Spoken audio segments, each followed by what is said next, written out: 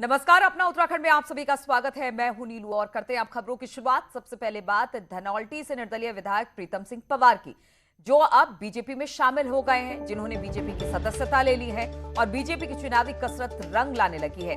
एक independent MLA को BJP join कराने के बाद अब पार्टी की कवायद एक कांग्रेसी विधायक और एक इंडिपेंडेंट विधायक को बीजेपी ज्वाइन कराने की है।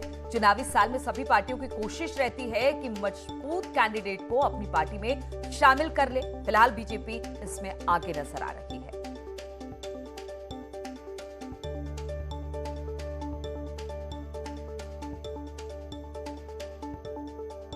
जिस तरह से निर्दलीय विधायकों को चुन चुन कर लाया जा रहा है पार्टी में, इसकी शुरुआत प्रीतम सिंह पवार से बीजेपी ने की। बीजेपी की सदस्यता ग्रहण की कल उन्होंने, जिस तरह से हमने देखा, और अब कुछ इसी तरह की कसरत देखने को मिल रही है। इंडिपेंडेंट एमएलए को तोड़ा जा रहा है अलग अलग पार्टियों से, और कवायद यही है कि एक कांग्रेसी विधायक और एक इंडिपेंडेंट विधायक को बीजेपी ज्वाइन कराने की है। अब वो कौन नाम होगा, इस पर बातचीत करने के लिए सुनील नवप्रभात इस वक्त हमारे साथ जुड़ गए हैं।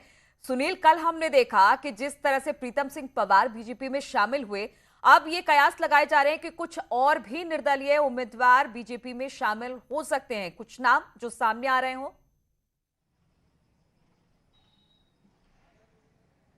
देखिए नीलू, बीजेपी का कहना है कि वो लगभग प्रत्येक महीने किसी न किसी को पार्टी ज्वाइन कराएगी। और ये आप लगा सकते हैं नीलू कि एक चुनाव से पहले एक माहौल बनाने की ये पूरी प्रक्रिया है, विपक्ष पर दबाव बनाने का ये पूरा एक बीजेपी की एक रणनीति है। आप 2017 के चुनाव को याद कीजिए, जब 2017 के चुनाव से ठीक पहले बीजेपी ने कांग्रेस में एक बड़ी तोड़ करते हुए करीब 9 से अधिक विधायकों को बीजेपी ज्वाइन करा दी थी। तो कांग्रेस के लिए एक बड़ा झटका था और कुछ इसी तरह की रणनीति इस बार भी बीजेपी अपना रही है। कल जो निर्दलीय विधायक हैं प्रीतम सिंह पंवार, जिनका कि उत्तरकाशी और धनौल्टी एरिया में काफ़ी दबदबा है, काफ़ी उनके वोटर्स वहाँ पर हैं, सपोर्टर्स वहाँ पर हैं, उनको बीजेपी ज्वाइन कराने में सफल रही है। इसके साथ ही बीजेपी का ये भी माना जा रहा है कि कांग्रेस के एक विधायक भी बीजेपी के संपर्क में है। बीजेपी का कहना है कि जल्द ही वो भी पार्टी ज्वाइन करेंगे। इसके अलावा एक निर्दलीय विधायक भी हैं, वो भी बीजेपी ज्वाइन कर सकते हैं। तो एक कोशिश है बीजेपी की कि किसी तरह से जो विपक्ष है उस पर पूरा दबाव बनाया जाए और एक माहौल बनाया जाए बीजेपी के पक्ष में विधानसभा चुनाव को देखते हुए। बिल्कुल सुनील, और सबसे बड़ी बात यह है कि ये कोई बड़ी बात नहीं है कि जिस तरह से जैसे जैसे चुनाव नजदीक आते हैं, एक पार्टी से दूसरी पार्टी में लोग आते जाते हैं, लेकिन इस बार निर्दलियों पर नजर है, निर्दलीय विधायकों पर नजर है। वो कितना प्रभावशाली साबित होगा बीजेपी के लिए? बहुत संक्षेप में उत्तर चाहेंगे इसका। देखिए नीलू, इस बार खासकर कह सकते हैं कि आम आदमी पार्टी की दमक भी उत्तराखंड में है। कांग्रेस है, बीजेपी है। अभी तक बीजेपी और कांग्रेस के बीच सीधे फाइट थी, तीसरी कोई पार्टी दूर दूर तक नहीं थी। बसपा यहाँ पर पूरी तरह से समाप्त हो गई, एक तरह से कह सकते हैं। जो क्षेत्रीय पार्टी यूकेडी थी, उसका अस्तित्व भी यहाँ पर लगभग नगण्य 1% के आसपास उनके वोट हैं। ऐसे में जब आपकी एंट्री हुई है तो इसमें ये माना जा रहा है कि अगर चुनाव कॉन्ट्रास्ट होता है, अगर आप फाइट कर पाती है तो कहीं ना कहीं संख्या बल फिर जब सरकार बनाने की नौबत आएगी तो संख्या बल काउंट करेगा। और बीजेपी का एक टारगेट है कि जितने भी निर्दलीय विधायक हैं, ये उन सीटों पर जहां पर बीजेपी कमजोर है, वहां पर कौन प्रभावशाली है। बीजेपी की एक कोशिश है बिल्कुल, और इसीलिए निर्दलियों को टारगेट किया जा रहा है ताकि ज्यादा से ज्यादा निर्दलीय उम्मीदवार बीजेपी अपनी पार्टी में ला सके। बहुत बहुत शुक्रिया आपका सुनील, हमारे साथ जुड़ने के लिए। और सीएम पुष्कर धामी नैनीताल दौरे पर हैं और आज नैनीताल में सुबह नैना देवी मंदिर में दर्शन पूजन किया उन्होंने। इस दौरान सीएम ने पूजा अर्चना की और परिवार के साथ देश प्रदेश की खुशहाली की कामना भी की। नैनीताल में मंदिर दर्शन के दौरान सीएम पुष्कर सिंह धामी ने कहा कि चारधाम यात्रा बंद होने से स्टेट का नुकसान हुआ है और जो कारोबारी भी वहां हैं उनको भी रोजी रोटी का संकट है। सीएम ने कहा कि जल्द कानूनी प्रक्रिया का पालन करते हुए जो संभव हो उसे पूरा किया जाएगा और लोगों को राहत देने की कोशिश सरकार की होगी। चारधाम यात्रा नहीं होने के कारण से बहुत सारा हमारा जो जनजीवन है पूरी तरह से अस्त व्यस्त हो गया है और बहुत सारे लोगों की आजीविका उससे जुड़ी हुई है। हजारों लाखों लोग जो है यात्रा के कारण से अपना घर परिवार चलाते हैं। उसको लेकर हम लोग बहुत ज़्यादा गंभीरता से सारी चीज़ों को ले रहे हैं। और राज्य में एनएच घोटाले समेत अन्य घोटालों की धीमी पड़ी जांच पर अब सीएम धामी ने कहा कि इनमें शामिल कोई भी नहीं छूटेगा। नैनीताल में सीएम पुष्कर धामी ने कहा कि कुंभ में कोरोना फर्जीवाड़े की जांच भी सरकार ने कराई और सभी लंबित जांचें ही हो रही है। जांच रिपोर्ट आने पर निश्चित कार्रवाई होगी। वहीं कर्मकार बोर्ड में हुए भ्रष्टाचार पर मुख्यमंत्री पुष्कर धामी ने कहा कि जो भी कर्मकार बोर्ड में हुआ उसका अध्ययन किया जा रहा है। सब जांचें पूरी हो रही है। आपने देखा होगा हरिद्वार में कोरोना जांच पर सब लोगों ने कहा था कि यहाँ पर कुछ गड़बड़ी हुई है, तब भी मैंने ये कहा था कि हम इसकी जांच करवाएंगे और जहाँ भी कोई भी अगर गड़बड़ हुई है, अगर उसकी जांच रिपोर्ट आ जाएगी तो उस पर कार्रवाई होगी। कर्मकार बोर्ड में तो जांच रिपोर्ट आ गई है, देख रहे हैं, उसका अभी अध्ययन कर रहे हैं। और प्राकृतिक संसाधनों हिमालय के संरक्षण के लिए सीएम धामी ने अपील करते हुए ट्वीट किया है, हिमालय रूपी प्राकृतिक संसाधनों के विपुल भंडार से ही देश में जंगल और खेत खलियान पुष्पित और पल्लवित होते आ रहे हैं। अतः हमें हिमालय के संरक्षण और संवर्धन के प्रति सजग और जिम्मेदार होने की आवश्यकता है।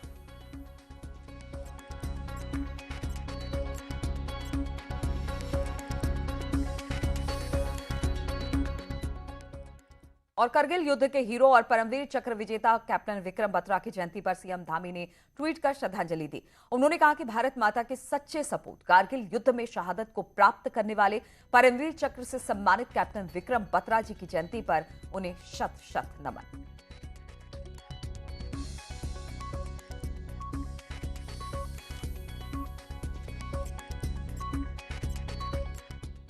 और सीएम धामी चुनावी साल है, सीएम लगातार एक्शन में है, वो लगातार सक्रिय दिखाई दे रहे हैं। सीएम धामी आज नैनीताल दौरे से लौटकर देहरादून में पुलिस मुख्यालय का निरीक्षण करने वाले हैं और उत्तराखंड पुलिस के पब्लिक आई ऐप को लॉन्च करेंगे। आइडिया बेंगलौर ट्रैफिक पुलिस से लिया गया है, जहां पर यूजर्स ट्रैफिक वायलेशन की फोटो या फिर वीडियो क्लिक कर अपलोड कर देते हैं। ऐप लॉन्च करने की जरूरत इसलिए भी महसूस की गई क्योंकि ट्रैफिक वायलेंस उत्तराखंड पुलिस के लिए एक बड़ा सिरदर्द बन गया है। सीएम मिशन गौरा शक्ति का भी शुभारंभ करेंगे और शुक्रवार को वो रुड़की के दौरे पर भी जाएंगे। टनकपुर से चंपावत जाने वाले हाईवे स्वाला के पास मलबा आने से वाहनों की आवाजाही के लिए सड़क बंद है। सड़क बंद होने की वजह से सड़क के दोनों तरफ कई वाहन फंस गए हैं। वहीं आए दिन बार बार सड़क बंद होने से व्यापारियों में आक्रोश दिखाई दे रहा है। यहाँ क्या कहते हैं, दुकानदारी और राहगीरों का आना जाना और जो सामान का लोडिंग है वो बंद हो जा रहा है, जिससे आम जीवन में समस्याएं उत्पन्न हो रही हैं। और टेरी में NH-94 पर एक बार फिर से बंद हो गया है। फकोट के पास मलबा और बोल्डर आने से हाईवे बंद हो चुका है। इससे रोड के दोनों तरफ वाहनों की कतार लग गई है। बारिश के चलते ड्राइवर हाईवे को लगातार खोलने में परेशानी आ रही है और लगातार इसे खोलने की कोशिश हो रही है, लेकिन बार बार मलबा सड़क पर आ रहा है।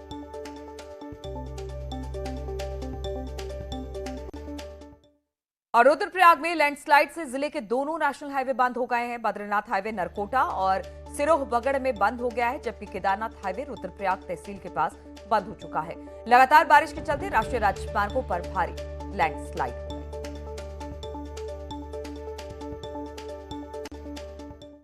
वहीं खटीमा में सड़क निर्माण करा रही RES विभाग की लापरवाही सामने आई। यहां पर 1 महीने पहले ही रोड का डामरीकरण किया गया, लेकिन 1 महीने बाद पूरी रोड उखड़ गई। इसके बाद गड्ढों में नदी की राखड़ डाल दी गई। इससे पूरी सड़क राखड़ से तब्दील हो गई, जिससे आए दिन हादसे होते रहते हैं। कई बार शिकायत के बाद भी कोई कार्रवाई अब तक इसमें नहीं हुई है, जिससे स्थानीय लोग आक्रोशित हैं। ये जो रोड जो बनाया है जो नया वाला ना, अब बरसात में सारा उखड़ गया है और दुनिया भर के एक्सीडेंट हो रहे हैं लगातार। हम दुकानदार आदमी डेली देख रहे हैं यहाँ पर कितने आदमी एक्सीडेंट का खतरा बना हुआ है। लापरवाही है सब NH वालों की, टोटल लापरवाही बना रखी है लोगों ने। कोई ध्यान ही नहीं दे रहा। गड्ढे हैं तो गड्ढे हैं, रेते हैं तो रेता गिर रहा है, बजरी है तो बजरी भी गिर रहे हैं। लोग लगातार डेली एक्सीडेंट हो रहा है यहाँ पर।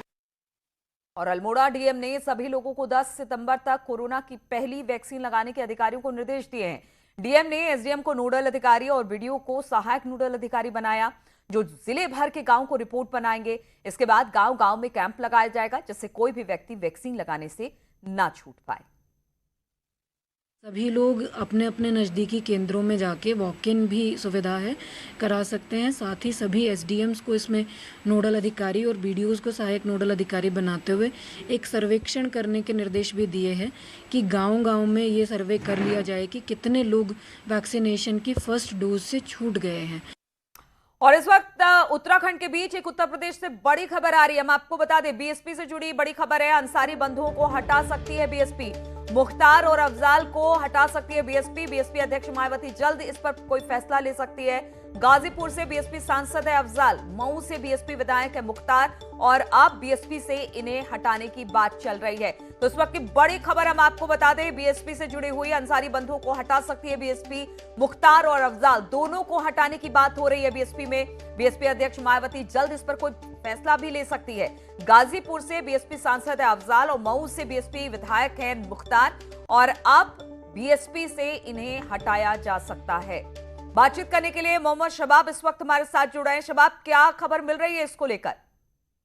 देखिए, समाजवादी पार्टी से बढ़ रही अंसारी बंधुओं की नजदीकियों के चलते जो है वो बसपा सुप्रीमो मायावती बड़ा फैसला ले सकती हैं।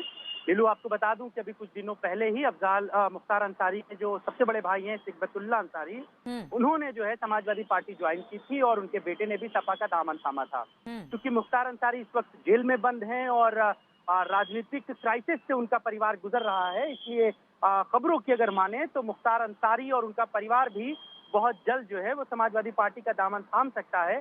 और ये सुगबुगाहटें जो है वो बहुत ज्यादा तेज तो क्या हैं। शबाब, पार्टी विरोधी गतिविधियों को लेकर ग्राउंड बनाकर इनको हटाया जा सकता है? बिल्कुल यही वजह है, पार्टी विरोधी गतिविधियों में शामिल रहने के इन पर आरोप लग रहे हैं और ऐसी खबरें हैं। बसपा से हमारे सूत्र इस बात को बता रहे हैं कि बहुजन समाज पार्टी के जो सुप्रीमो है मायावती, वो बहुत जल्दी जो है इस पर फैसला ले सकती हैं, क्योंकि ये राजनीतिक दक्षता जो है वो बसपा सुप्रीमो मायावती की है कि वो फैसला लेने में नहीं हिचकिचाती। वो एक साथ अपनी पार्टी के 4-4, 5-5 विधायकों को हटा सकती हैं पार्टी विरोधी गतिविधियों के चलते। तो मुख्तार अंसारी को लेकर के भी ऐसी सुगबुगाहटें हैं और हमारे सूत्र इस बात को भी बता रहे हैं कि मुख्तार अंसारी के जो बेटे हैं, उनके बेटे और उनकी पत्नी, इन दोनों को टिकट जो है इस बार के विधानसभा चुनाव में समाजवादी पार्टी से दिया जा सकता है। और मुख्तार अंसारी चूंकि कौमी एकता दल उनका है, तो वो इंडिविजुअल निर्दलीय होकर चुनाव लड़ सकते हैं, ये भी खबरें हैं। और जो उनके बड़े भाई हैं अफजाल अंसारी, उनको भी समाजवादी पार्टी जो है वो टिकट दे सकती है, उनके भी परिवार को टिकट दे सकती है। तो 3 अंसारी बंधुओं के बड़े परिवार हैं, राजनीतिक की बड़ी दक्षता है उनकी पूर्वांचल में, और इसको देखते हुए जो है वो बसपा सुप्रीमो एक बड़ा फैसला ले सकती हैं। मुमकिन है कि 2-4 दिनों में इस पर बहुजन समाज पार्टी की सुप्रीमो जो है वो अंतिम निर्णय लेने और शबाब इस पर बड़ा फैसला ले सकती है, लेकिन क्या इससे पॉलिटिकल माइलेज भी लिया जा सकता है? क्योंकि ठीक चुनाव से पहले जो मुख्तार और अफजाल को बाहर निकालने की बात बीएसपी में चल रही है, एक तो पार्टी विरोधी गतिविधि और कहीं ना कहीं एक तरह से ये संदेश देने की कि भाई हम अपराधियों से अब अलग हो रहे हैं, क्या इस तरह का भी कोई संदेश है, या फिर इस तरह के संदेश को हम ना मानते हुए सिर्फ पार्टी विरोधी गतिविधियों को ही देखें इसमें? देखिए, दोनों बातें अपनी अपनी जगह स्टैंड करती हैं नीलू, क्योंकि पार्टी विरोधी गतिविधियां हैं, ये आरोप उन पर लगाया जा सकता है और एक पॉलिटिकली मैसेज भी कन्वे किया जा सकता है, क्योंकि राजनीति जो है वो मैसेज का ही खेल होती है। तो एक ये मैसेज कन्वे हो सकता है कि अपराधियों से दूर हो रहे हैं। और जिस तरीके से हाल फिलहाल के दिनों में मायावती की एक्टिवनेस पार्टी को लेकर के बढ़ी है और तेजी के साथ पूरे प्रदेश भर में कार्यक्रम कर रहे हैं, मुसलमानों को, दलितों को, ब्राह्मणों को अपनी पार्टी से जोड़ने की कवायद चल रही है, तो वो बिल्कुल। तो इस वक्त की बड़ी खबर बता दें, बीएसपी अध्यक्ष मायावती जल्द फैसला ले सकती है मुख्तार और अफजाल को पार्टी से निकालने का, लेकिन वो फैसला कब होगा ये देखने वाली बात होगी। बहुत बहुत शुक्रिया आपका शबाब हमारे साथ जुड़ने के लिए। और एक बार फिर से लौटते हैं उत्तराखंड की खबरों की ओर। तो नगर निगम कोटद्वार के खाते में 23 लाख के फ्रॉड मामले में पुलिस ने 3 आरोपियों को गिरफ्तार किया है। तीनों आरोपी दिल्ली के रहने वाले हैं। आरोपी बैंक में नकली चेक जमाकर बैंक खातों से पैसे निकालने का काम किया करते थे। वहीं मामले में 1 दर्जन से ज्यादा आरोपी की तलाश जारी है। पुलिस का कहना है कि मामले में अन्य आरोपियों की तलाश की जा रही है। इसमें करीब 3 अगस्त को हमारे पास एफआईआर दर्ज हुई थी कि 20-22 लाख के आसपास पैसा जो है नगर निगम के खाते से चला गया है। उसमें लगातार हमारी टीमें बाहर जा रही थी, क्योंकि सेंट्रल बैंकिंग सिस्टम्स हैं और जो बैंक्स हैं वो दिल्ली बिहार पे हैं, तो वहाँ दिल्ली बिहार हमारी टीम जा रही थी। वहाँ से दिल्ली से हमने 3 लोगों को गिरफ्तार किया है। और 10 सितंबर को मुख्यमंत्री पुष्कर सिंह धामी का रुड़की में प्रस्तावित दौरा है। वहीं मुख्यमंत्री की पहली बार रुड़की आगमन पर बीजेपी कार्यकर्ता तैयारियों में जुटे हुए हैं। सीएम पुष्कर सिंह धामी रुड़की को बड़ी सौगात दे सकते हैं। विधायक प्रदीप बत्रा का कहना है कि सीएम कई योजनाओं का शिलान्यास और लोकार्पण भी करेंगे, जो रुड़की के विकास के लिए महत्वपूर्ण होगा। नए मुखिया श्री पुष्कर सिंह धामी माननीय मुख्यमंत्री जी का स्वागत करेंगे और बहुत जोरदार कार्यक्रम होगा। 5 से 7 हज़ार की संख्या वहाँ पर रहेगी और लोकार्पण शिलान्यास करेंगे वो। और उत्तराखंड की सियासत में उठापटक का दौर एक बार फिर से शुरू हो गया है। धनौल्टी से निर्दलीय विधायक प्रीतम पवार ने बीजेपी का दामन थामकर हलचल बढ़ा दी है। विधानसभा चुनाव के लिए उत्तराखंड में भी सियासी तापमान बढ़ने लगा है। इसके साथ ही पाला बदलने वाले भी अपने लिए सुरक्षित ठिकाना ढूंढने में जुटे हैं। धनौल्टी से निर्दलीय विधायक प्रीतम पवार ने 2022 की चुनावी जंग के लिए बीजेपी का दामन थामा है। मैं भाजपा की जो नीतियां हैं उनसे काफ़ी प्रभावित रहा हूं हमेशा से ही, और जिस तरह से हमारे देश के माननीय आदरणीय प्रधानमंत्री जी नरेंद्र मोदी जी के नेतृत्व में हमारे प्रदेश के लिए विकास कार्य हो रहे हैं, मैं उन सब से प्रभावित होकर भाजपा को मैंने ज्वाइन किया है। यूकेडी से सियासी सफर की शुरुआत करने वाले प्रीतम पवार को अपने साथ लाने के बाद बीजेपी अपनी मजबूती का दावा कर रही है। राष्ट्र हित में आज प्रीतम जी ने भारतीय जनता पार्टी परिवार में सम्मिलित होने का जो निर्णय लिया है वो अपने आप में सराहनीय है। वे आंदोलनकारी रहे हैं। उत्तराखंड का जो राज्य का आंदोलन था उसमें जेल भी गए हैं। उत्तरकाशी कोऑपरेटिव बैंक के चेयरमैन रहे हैं और तमाम पदों पर रहे हैं। हम भारतीय जनता पार्टी परिवार में उनका स्वागत करते हैं। चुनाव से पहले उत्तराखंड की राजनीति में पाला बदलने की पुरानी परिपाटी रही है, जिसे प्रीतम पवार ने भी आगे बढ़ाया है। इसके साथ ही ये भी अटकलें लगाई जाने लगी हैं कि दल बदल करने वालों की लिस्ट में अगला नंबर किसका होगा। Bureau report, news 18। और बीजेपी का दामन थामने के बाद विधायक प्रीतम सिंह पवार ने बीजेपी के राष्ट्रीय अध्यक्ष जेपी नड्डा से मुलाकात की। इस दौरान प्रदेश अध्यक्ष मदन कौशिक और राज्यसभा सांसद अनिल बलूनी भी मौजूद रहे। और धनौल्टी विधायक प्रीतम पवार को लेकर चर्चा है कि वो धनौल्टी छोड़कर यमुनोत्री सीट से चुनाव लड़ सकते हैं, जबकि अभी यहां से बीजेपी के ही केदार सिंह रावत विधायक हैं। अब केदार सिंह रावत का कहना है कि प्रीतम धनौल्टी से ही लड़ेंगे, यमुनोत्री नहीं आएंगे। धनौल्टी में ये लगा होगा कि भी वहाँ से अन्य कोई हमारा जो पार्टी में मौजूदा लोग हैं वो जो है वहाँ से सीट निकालने में सक्षम नहीं है, तो राष्ट्रीय नेतृत्व ने निर्णय किया है, तो उसमें कोई शंका या दुविधा वाली बात नहीं होनी चाहिए।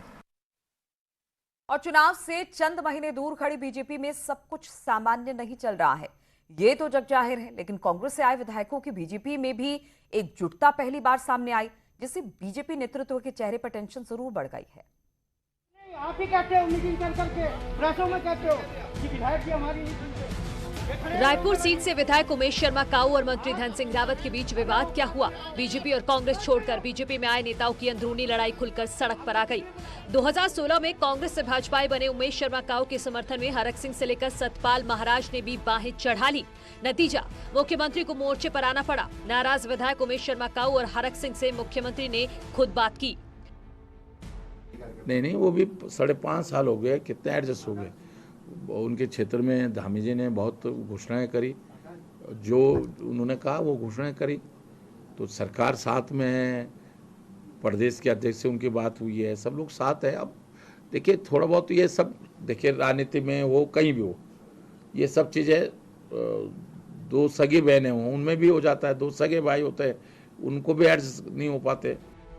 कई मौकों पर खुद उपेक्षा का शिकार हो चुके सतपाल महाराज भी उमेश शर्मा काऊ के पक्ष में खड़े हो गए। महाराज का कहना है कि विधायक की बात सुनी जानी चाहिए। उन्होंने काऊ को भरोसा दिया कि वो पार्टी फोरम पर इस मुद्दे को उठाएंगे। मैं उनके साथ हूँ, काऊ के साथ हूँ, मैं निश्चित रूप में काऊ का मैं उनके साथ हूँ और उनकी बात को मैं पार्टी फोरम पे उठाऊंगा। सलूशन निकलते, हर प्रॉब्लम का सलूशन है, कोई बात नहीं। बीजेपी में कलह बढ़ी तो केंद्रीय नेतृत्व भी अलर्ट हो गया। पार्टी हाईकमान ने प्रदेश अध्यक्ष मदन कौशिक को दिल्ली बुला लिया और अब इसी महीने जेपी नड्डा का फिर से दौरा है और पार्टी की कोशिश है कि उससे पहले ऑल इज वेल हो जाए। देहरादून से न्यूज़ 18 के लिए सुनील नवप्रभात की रिपोर्ट। और रुकते हैं यहाँ पर छोटे से ब्रेक के लिए, फौरन लौटेंगे।